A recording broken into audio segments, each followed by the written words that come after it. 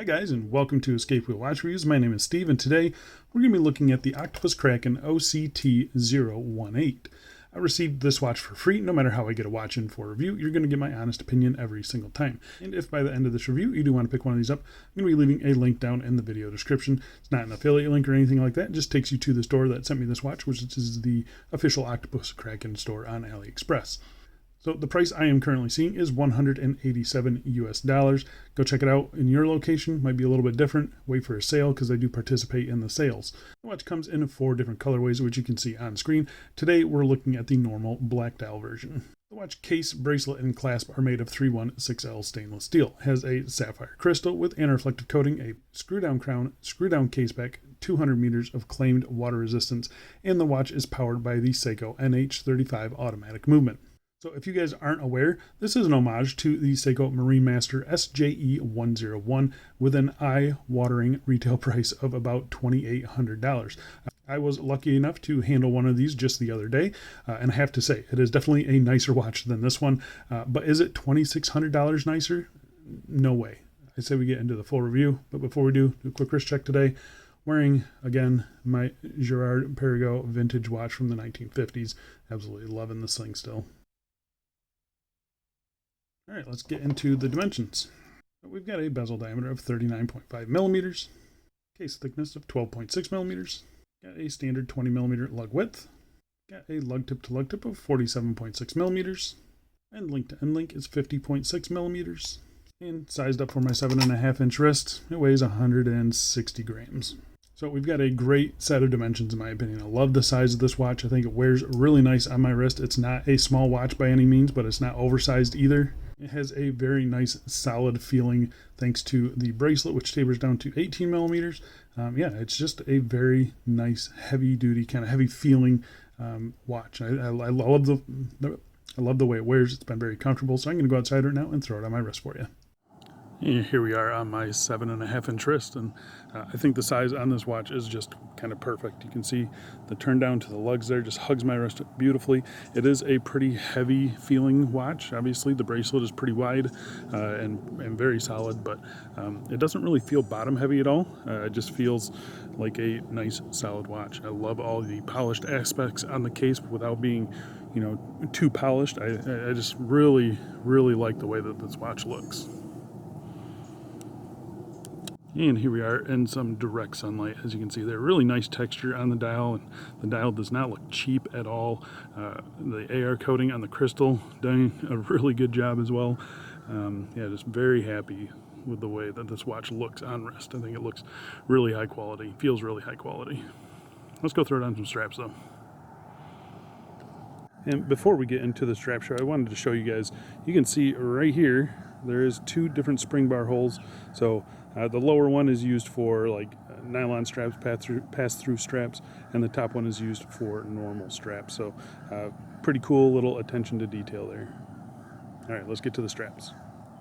And here we are on a cut to size FKM in black. It's got a little bit of texture on it, and I think it just looks awesome on this watch. Super comfortable as well.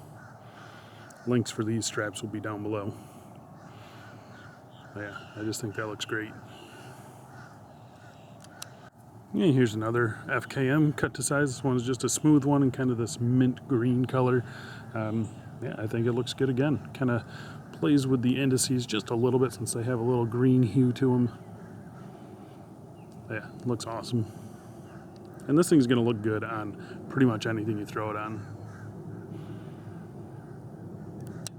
And lastly, here we are on a nylon pass, so 2 layers underneath the watch there. This is from CNS Watch Bands, really nice strap. This is the OG Bond colorway. I wasn't sure how I was going to feel about this, you know, mixing the Bond with the quote-unquote wrong watch, but I actually think this works pretty darn good. Looks awesome, super comfortable, and those dual spring bar placement holes really come in handy here. So yeah, makes the strap not sit up too high and doesn't look funny at all. Looks great. All right, let's go back inside and let's get back to this review.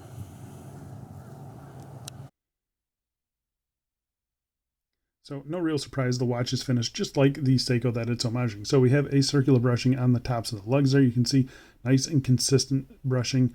Flipping it over to the crown side, we do have an unsigned screw down crown there. Pretty big crown as far as like being tall. It's not big in diameter, but it's long, I'll say. But I think it looks fine. We have a horizontal brushing on the case sides here, nice and consistent. We have a nice high polish chamfer there. As you can see, the polishing looks great. Polished on the lug tips there. There's no like over brushing or anything like that. Nice crisp transitions, as you can see there. Get them nice and clean for you. It looks fantastic. The brushing looks good as well. We have an undercut on the case here, so really nice small polished chamfer on this bottom edge. Everything feels nice and soft. There's really no sharp edges on this case anywhere. Flipping it over to the case back here, we have another mixture of brushing and polishing. So polishing on the bottom of the lugs, polished chamfer around there, circular brushing in the middle here with a little bit of a spec sheet. I think it looks really, really good. I've got no real complaints with this. It's all done very nicely, nice and soft, and yeah, it just feels great on the wrist. So I do like the case finishing on it. I think it's sculpted very nicely, obviously mimicking the Seiko, but yeah, very nicely executed in my opinion. All right, let's talk about the bezel. So first off, the bezel itself is fully polished, as you can see here, at least on the top edge. We have a little bit of brushing on the sides here. Nicely done, though. I like the scalloping and how it kind of goes from the sides to the top of the bezel. I think it gives a pretty classic look, different than what we're typically seeing on, SKXs and subs and stuff like that. It's just something a little bit different, but I do like it a lot. The bezel insert, as you can see here, it's a glossy ceramic bezel insert. We have a Lume pip at the 12 o'clock position. The alignment on it is just a little bit off, just a hair off, but not too bad. We have white paint markings in here. We have minute markings that go all the way around there. Yeah, it's just done very nicely. It's nice and smooth bezel insert, and yeah, I think it looks really good. The bezel action on it is also very good. So as you can see here, there's no play in it in any direction at all. Feels very nice and solid. Good grip on it as well. A little bit high on the resistance, I'll say, but really not that bad. 120 click unidirectional. Again, it just kind of locks right into place. It feels really good. The sounds are a little bit cheap sounding, but really it's not that bad at all. There's the alignment there. So you can see it is just a hair off, just a little bit off. So something that they can, pay attention to in the future, but every watch is going to be different. Those are hand applied. It's not like done by a machine or anything like that. So, yeah, I do think the bezel on this watch is actually very nicely done. All right, let's talk about the crystal. First things first, testing it for sapphire. It is positive for sapphire. So we've got a flat sapphire crystal with clear and reflective coating. Decent amount of air coating. It's not the best, far from the worst. It's a nice flat crystal though, so it really doesn't need anti-reflective coating, but there is some on there. It's actually pretty decent. Gives you a nice clean dial. Yeah, you can see here the crystal sits up ever so slightly above the bezel there, and then it's not a chamfer, it's like a little round or radius on the edge there, so it kind of gives the appearance of a like a box dome, but it is just a flat crystal. I think it looks fantastic though. So you do get, and you can see right here, there is just a little bit of distortion on that edge there. So yeah, really happy with the crystal on this watch. All right, getting up real close and talking about the dial. So the dial is I guess it depends on the colorway, but here we're looking at a matte black. It's got that horizontal striping on it. Really interesting look. You can see some of the stripes are bigger than some of the other stripes. I think it looks very good though. We have applied indices at all the hour markers. We have really nice, big, applied, deep indices. As you can see, they're polished. They look fantastic. The handset that they use, multi-finish on there, so we have a brushing down the middle and then polished chamfers on both the hour and the minute hand. We have our kind of paddle second hand here, looking very nice, little thin bottom lume on it. Big counterbalance on that second hand there, but everything is done very nicely. There's no fluff under the dial or anything like that. We do have a date window, which is kind of tucked here between the 4 and 5 o'clock. It's not completely centered, but it's close and it's color matched, and it just looks really good. If you're going to do a date window, do it like this. Yeah, really happy with that. We have the Octopus Kraken branding there at the 12 o'clock. I know some people hate that. It doesn't bother me. Automatic down here, divers 200 meters at the 6 o'clock position. Everything is done very nicely, as you can see here. I mean, it just Looks really, really good. If you guys remember recently, I reviewed a Thorn, which was a homage to the same style of watch. The dial on that one looked super cheap. It was the reason why I ended up selling it. This dial looks much, much more expensive. It looks a whole lot better in my opinion. So yeah, the dial on this one does not look cheap at all. It looks really high quality, and it is high quality. I don't see any misalignment or anything like that. The lume on this watch, so the lume is using C3 super luminova. It's not BGW9, it's not C1. It does have kind of a green tint to it, as you can kind of see and pick up, but the lume is excellent on this watch. So I'm going to pop it up against a couple other watches and you can see how it goes. But yeah, the lume on this watch is just fantastic. It lasts all night long, really easy to read. You can see the lume pip, it does fade a little bit faster than the dial does, but for the most part, the lume on this watch is just great. I rate it pretty close to a 9 out of 10 on this watch. All right, so let's talk about the movement inside. So the movement inside is the Seiko NH35 automatic movement. It's kind of our typical dive style, affordable watch movement. It's robust, they're cheap, they're accurate, they're reliable. I've got no real complaints with them. 21,600 beats per hour, 40 hours of power reserve, bi-directional winding rotor. They hack and they hand wind. It does everything you need it to do.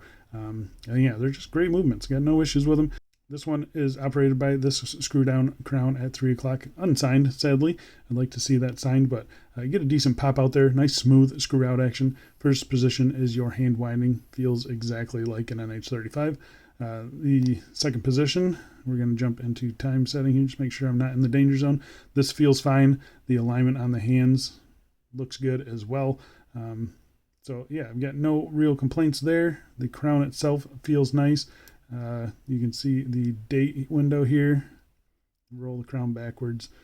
You can see the date looks to be pretty nicely centered in there as well. Maybe just a hair off, but not too bad at all. Got no real complaints with the movement. It operates just as you would expect it to. The screw in, screw out action of the crown is perfect. Good grip on the crown as well. Yeah, really no complaints there. All right, so let's get to the bracelet. So an interesting bracelet on this one. I'm going to try and wipe off some of the fingerprints real quick on it. But it is a solid link bracelet, 5 solid links. So these are individual little pieces here. It's 20 millimeters at the lugs, tapers down to 18 millimeters at the clasp.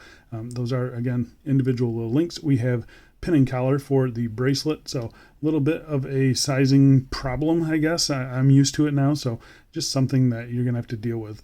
Other than that, no complaints with the bracelet. It's actually very nice, very solid feeling. The fluidity is excellent. We do have male end links, so you can see they do protrude out, but they curve down quite a bit. So I would say that's really not a big issue at all.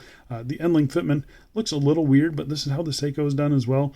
Really no complaints with that. Nice solid spring bars in this one. I had issues with the Thorn with some really cheap, flimsy spring bars. This one has much nicer spring bars. Sadly, no quick release and no drilled lugs, so just a typical spring bar setup. But I do like this bracelet. I think it works really good. We've got nice soft undersides here, so the bracelet has been very comfortable for me, even on a what I would consider a heavy watch, 160 grams, I believe it was.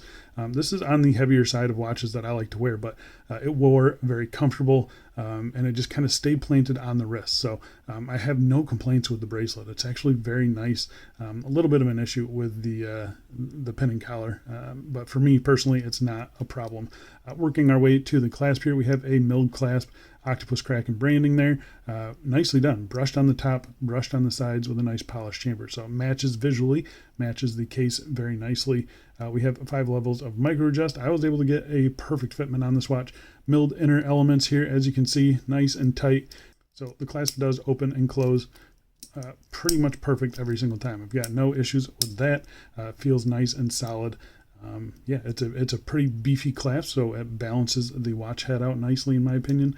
The bracelet itself, if you can get past the pin and collar, is actually pretty nice on this. The finishing looks great as well.